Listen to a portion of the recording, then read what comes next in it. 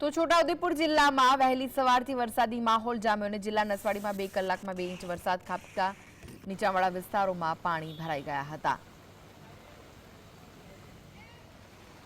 તો રોડ રસ્તાઓ પર પાણી ભરાઈ ગયા હતા। સમગ્ર જગ્યાએ જળબંબાકારની સ્થિતિ જોવા મળી હતી। લોકોના ઘરની બહાર પણ પાણી ભરાતા લોકોને ભારે મુશ્કેલીનો સામનો કરવો પડ્યો।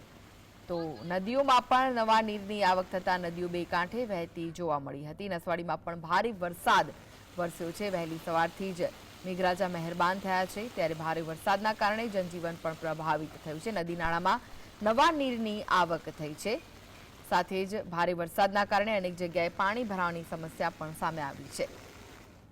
નસવાડીમાં સવારથી લઈને પાણી ચાલુ છે, વરસાદ બી ચાલુ છે। અત્યારે તમે જોઈ શકો છો દુકાનમાં અને સામે કોમ્પ્લેક્સમાં પાણી ભરાઈ ગયું છે અને દર વર્ષે તમારે આ જ પરિસ્થિતિ હોય છે। તંત્ર કોઈ નિકાલ કરતું નથી। દર વખતે પાણી ભરાઈ જાય છે, મુશ્કેલીમાં મુકાઈ જઈએ છીએ અમે। કલાક વરસાદ પાણી પડે છે ને દુકાનોમાં પાણી ભરાઈ જાય છે। છોટાઉદેપુર જિલ્લાના નસવાડીમાં ધોધમાર વરસાદ વહેલી સવારથી શરૂ થયો। આપ તસવીરોમાં જોઈ રહ્યા છો, આ જે કુકાવટીનો વિસ્તાર છે। બીજી તરફ આપને બતાવીશું, આ શોપિંગ સેન્ટર છે। શોપિંગ સેન્ટરમાં એક શટલ ડૂબી જાય એટલું પાણી ઘૂસી ગયું છે।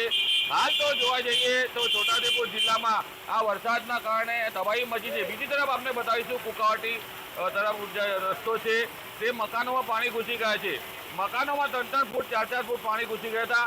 હાલ પાણી જે છે ઘરોમાંથી વહી રહ્યું છે। બીજી તરફ આપને બતાવીશું, આ રસ્તો છે, મેઇન રસ્તો છે, બીજી દુકાનો છે, દુકાનોમાં પાણી ઘૂસી જતા લોકો મુશ્કેલીમાં મુકાયા છે। દર વર્ષે આ પરિસ્થિતિનું નિર્માણ થાય છે, પરંતુ નસવાડી ગ્રામ પંચાયત કોઈ પાણીના નિકાલ માટે વ્યવસ્થા કરતી નથી। રફીક ગણી।